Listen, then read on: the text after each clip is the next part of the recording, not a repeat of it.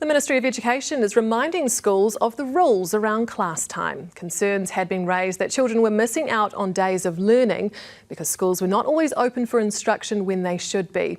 But as Ava Whitworth reports, teachers say kids aren't missing out on any days.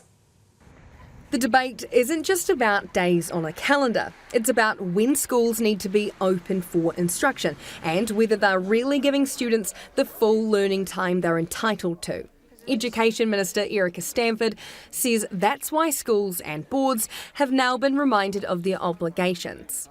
I do agree with parents, and it's something that the ministry has clamped down on this year and made the law available to school boards and to schools to say, hey, you must comply with these opening hours. It's really important that children are at school for the maximum amount of hours. Parents we spoke to today had mixed views on whether their children were missing out on valuable learning. Do you think that your kids are having too many days off of school? No, I don't think so. To some extent. No, I think it's just enough. If they do have parent-teacher day off, then they should be given some form of homework to do at home.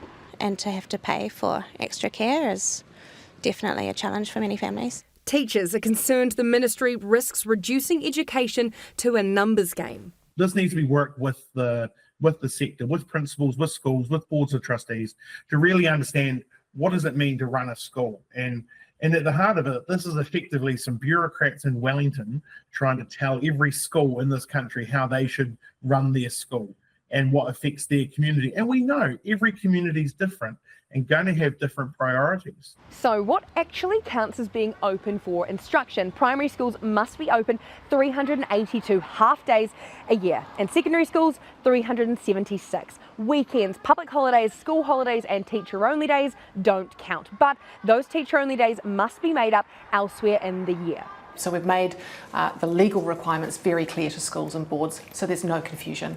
But teachers argue the real priority is quality learning, not just the calendar.